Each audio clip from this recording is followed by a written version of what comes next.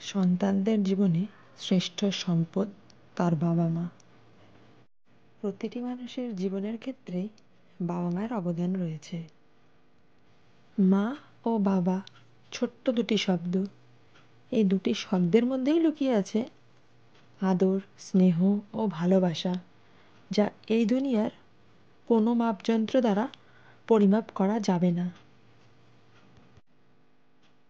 মা বাবা তাদের সন্তানদের জন্য কতটা কষ্ট করেছেন তার হিসেব বুঝতে পারেন একমাত্র তারাই, এই পৃথিবীতে যাদের বাবা মা নেই।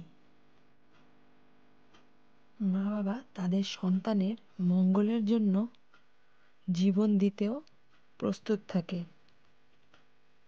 শরীরের ঘাম ঝরিয়ে মা বাবা সন্তানকে মানুষ করে, যাতে তাদের সন্তান কোনো রকম কষ্ট না পায়।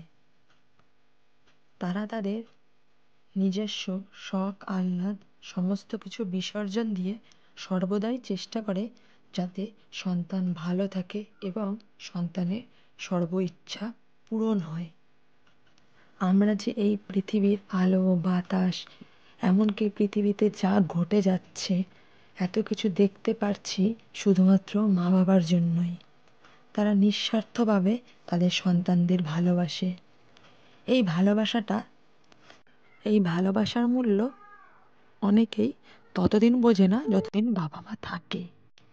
বাবা মা চলে যাওয়ার পরে অনেকেই এই ভালোবাসা উপলব্ধি করতে পারেন। এই পৃথিবীতে হাজারো সম্পর্কের মাঝে সবথেকে তাৎপর্যপূর্ণ সম্পর্কের বন্ধন গড়ে ওঠে সন্তান এবং মাতা পিতার মধ্যে। যারা আমাদেরকে এই পৃথিবীতে এনে এই অফুরন্ত সৌন্দর্য উপভোগ করার সুযোগ করে দিল, তারা আমাদের শ্রদ্ধেয় বাবা মা। একটি শিশু জন্মগ্রহণ করার পরে পিতামাতা তাদের যথাযথ লালন পালন, আদর, স্নেহ, মায়া মমতা, শিক্ষা দীক্ষার মাধ্যমে আমাদেরকে বড় করে তোলে। সন্তানদের হাজারো দায়িত্ব ও কর্তব্যের মধ্যে সবথেকে প্রথমে যেটা আসে তা হলো পিতামাতার সাথে সুসম্পর্ক বজায় রাখা। একটা সময় বাবা মার বার্ধক্য চলে আসে, তখন তারাও নবজাতক শিশুর মতো হয়ে যায়।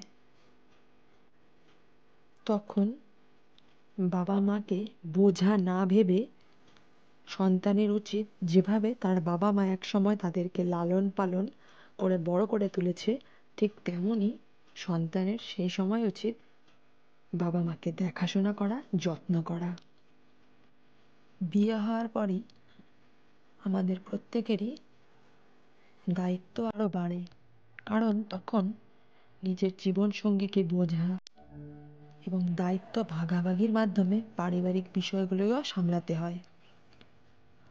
কারণ যাকে বিয়ে করেছি সে আমার জীবনসঙ্গী, এবং এই জীবনসঙ্গী হওয়ার আগেও যে আমাকে জন্ম দিয়েছে তারা আমাদের বাবা মা। যখন আমাদের বাবা মা বয়স্ক হয় তখন তারা শিশুসুলভ আচরণ করে। অত্যন্ত ধৈর্যের সঙ্গে তাদের দেখাশোনা করা উচিত। একটু ভেবে দেখুন তো, একটি সময় আমরাও কিন্তু ওরকম আচরণ করেছি।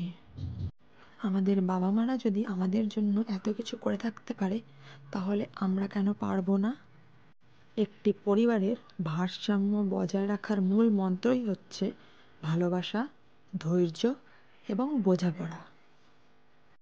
আমরা যতই অস্বীকার করি না কেন যে আমাদের জীবনের অগ্রগতির পিছনে তাদের হাত নেই, সে কথা সম্পূর্ণ ভুল।